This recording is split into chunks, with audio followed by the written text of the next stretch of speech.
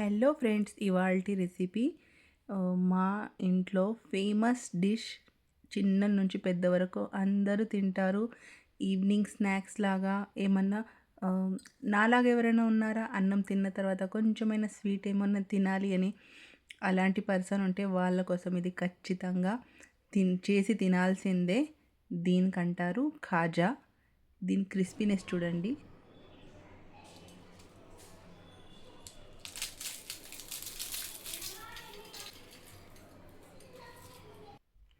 ఇక్కడ నేను 3 కప్స్ గోధుమ పిండి, ఓన్లీ గోధుమ పిండితోనే చేసింది. ఇందులో ఒక్క స్పూన్ కూడా మైదా లేదు.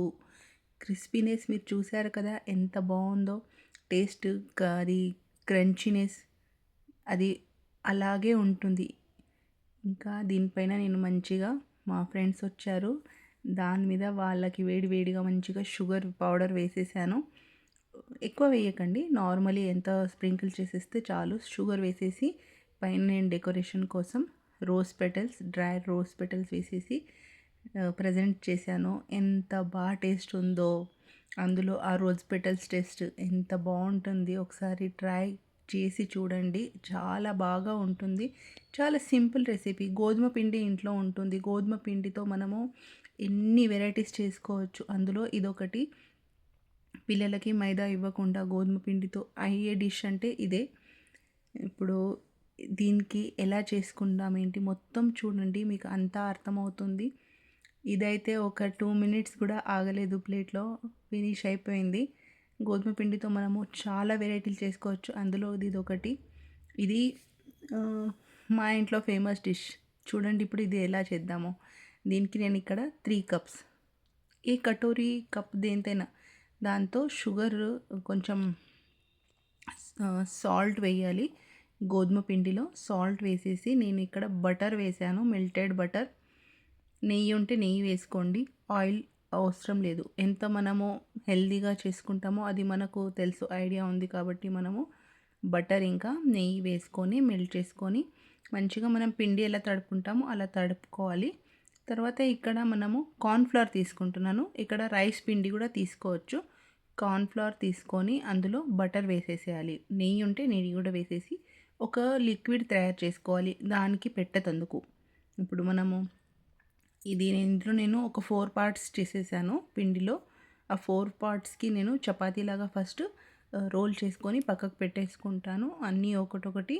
దాని తర్వాత దాని మధ్యలో మనము చేసి పెట్టుకున్న కార్న్ఫ్లవర్ ఇంకా బటర్ ఏదో గ్రీస్ ఉందో అది మంచిగా పెట్టేసేయాలి, అప్లై చేసేసేయాలి మంచిగా.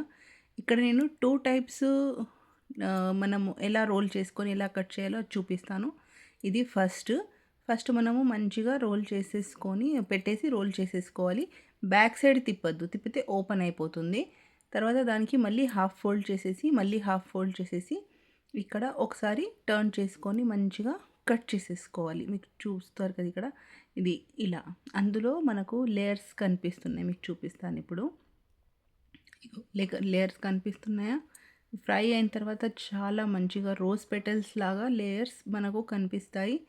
తినేటందుకైతే చాలా. ఇందులో మనము 2 వెరైటీస్ కూడా చేసుకోవచ్చు. ఒకటి సాల్ట్, ఒకటి స్వీట్.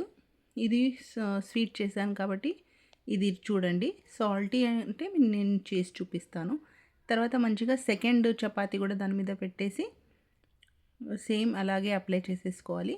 తర్వాత థర్డ్, ఇవన్నీ ఇలా రోల్ చేసేసుకొని మంచిగా అప్లై చేసేసి రోల్ చేసేసుకోవాలి. ఎంత చిన్న చిన్నగా చేస్తే అంత లేయర్స్ మంచిగా కనిపిస్తాయి. ఇక్కడ అంతా నేను మెల్లమెల్లగా ఒకటొకటి.